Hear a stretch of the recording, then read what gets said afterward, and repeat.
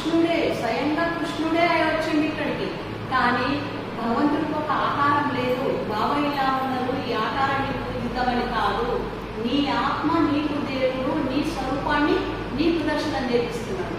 అటువంటి శ్రీకృష్ణ దర్శనమే మనకు బాబా గారికి ఈరోజు మనకు ఆత్మ దర్శనము. అదే దర్శనము యశోదమాత కృష్ణుడి వచ్చింది. అదే అందుకనే మీ ఆత్మను మీరు ధ్యానించండి. కానీ ఆత్మను మర్చిపోయి ఈరోజు విగ్రహాలు పెట్టి దర్శనం ఎక్కడికి వెళ్ళేది? అది కాదు దర్శనం. మన లోపల ఆత్మను మనం దర్శింపజేసే సద్గురువులే అది సంతు మహాత్ములు. కృష్ణుడు లాంటి బాబా మనకు దొరకడం మన అదృష్టం. ఇవాళ గణపతులు అంటూ పెడుతున్నారు. ఇప్పటిదాకా చెప్పిందాడా మహారాజ్ అదే చెప్పింది. గణపతి చందాలు చేస్తారు, మళ్ళీ దాన్ని విగ్రహం పెడతారు, వేలకు వేలు జమ చేస్తారు చందాలు చేసి. మళ్ళీ అవన్నీ మరి డబ్బులు దేనికి సమాజానికి ఉపయోగమవుతున్నదా, మనుషులకు ఉపయోగమవుతున్నాయా? మరి దేనికి ఉపయోగమవుతున్నాయా డబ్బులు? మనుషులకు ఉపయోగపడే పనులు చేయండి. మీరు చందాలు చేస్తున్నారు, ఆ చందాల ద్వారా కొన్ని వేలైతే మానవులకు ఉపయోగపడు పనులు మనుషులకు చేయాలి. కానీ నువ్వు ఒక విగ్రహాన్ని పెట్టి నువ్వు డబ్బులు జమ చేసి నీళ్ళలు వేస్తే అది మంచి పని ఎట్లా అవుతుంది? మానవులకు ఏం పని చేసినట్టు? ఏం పని చేయనట్టే.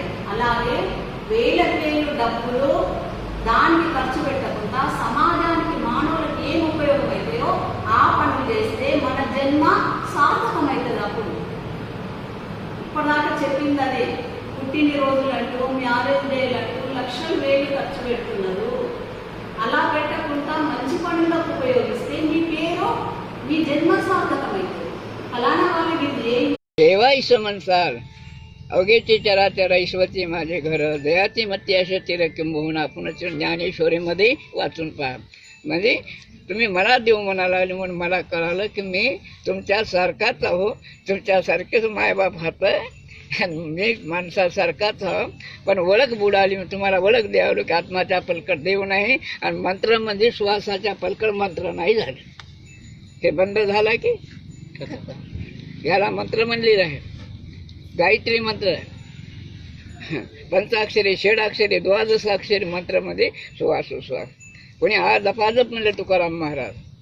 आ जपाजप उलटपणाचा निर्धार मनाचा चित्ताशेमध्ये आ जपाजपमध्ये श्वास नाभीशी उभा करणं आणि सोडणं. म्हणजे सो हम, सो खाली जाताने सो होते, बाहेर सोडताना हम होते.